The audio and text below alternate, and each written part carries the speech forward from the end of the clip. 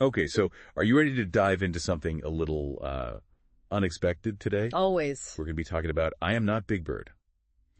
Have you heard of this one? Yeah, the Enrique Gil movie. Yes, exactly. Okay.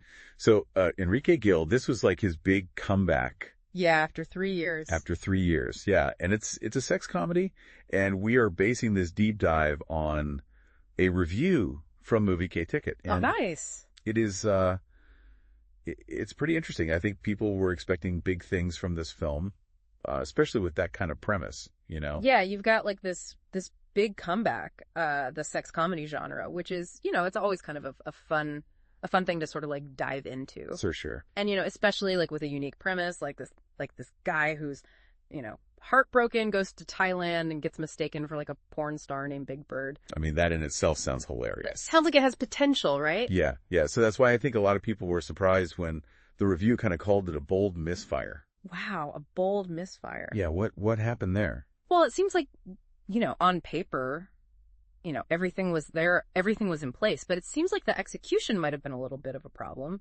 Okay. The review kind of hints that like they relied on these very like predictable comedic tropes, like things that we've all seen before, like kind of like overused gags. So they didn't take advantage of that really interesting, unique premise. It doesn't seem like, no, they kind of like went for the, kind of the low-hanging fruit with the comedy instead of trying to explore like maybe the awkwardness or the cultural clashes in a way that was really fresh and funny. Got it, yeah. They kind of fell back on like, slapstick and these misunderstandings. Right, that yeah. you can see a mile away. Like slipping on a banana peel kind of thing. Exactly. Yeah, like that kind of humor maybe would have worked like 10 years ago, but, audiences today, they're a lot more sophisticated.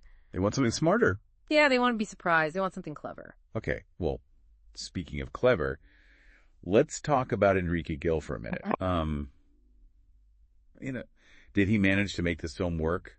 Despite all of that, did he at least have a good performance? Well, the review does mention that his performance was actually quite earnest. Like, he really committed to the role. And he seemed to, try his best. But, even a talented actor like him can be hampered by a weak script. Yeah, true. And it sounds like that might have been the case here. Like, he just wasn't given the material he needed to really shine comedically. Right. That's a bummer. Yeah.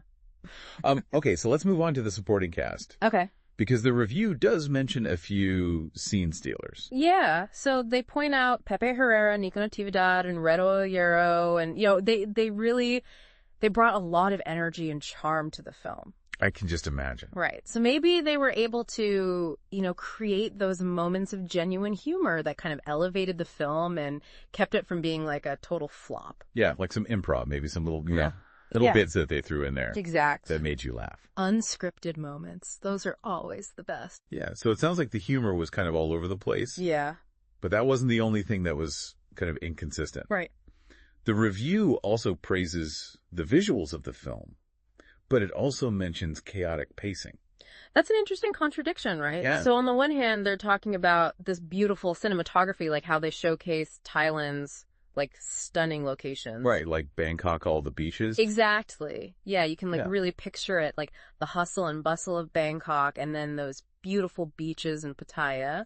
Yeah. But then on the other hand, you've got this like chaotic pacing and the storytelling just doesn't seem to flow very well. It doesn't come together? Yeah, it's like they focus so much on like the visuals, the spectacle, that they forgot about like telling a cohesive story.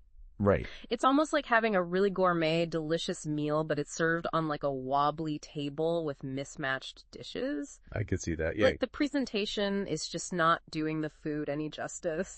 Okay, well, last but not least, let's talk about the box office numbers for this film. Because you've got 3 big studios involved here. Anima Studios, Black Sheep Productions, and Immerse Entertainment. Wow, that's quite a team. I know, right? Yeah. And it was released on Valentine's Day. Prime time. So you'd think it would be a recipe for success. Yeah, you think so. But it actually went head-to-head with Madame Web, which was a superhero movie. Oh, I don't see how that would be a problem. Yeah, and it only grossed 2.9 million pesos on its opening day. Wow. And it was actually pulled from theaters after 2 weeks. Ouch. Yeah. So it's a real shame. Yeah. I mean, this film had a lot of potential. It had a great premise, a talented lead actor, beautiful visuals, but it just didn't quite hit the mark. It makes you wonder what really makes a comedy work these days, right? Exactly. Is it the script? Is it relatable characters? Is it like a fresh take on these familiar tropes? Yeah. Or is it something else entirely? What do you think?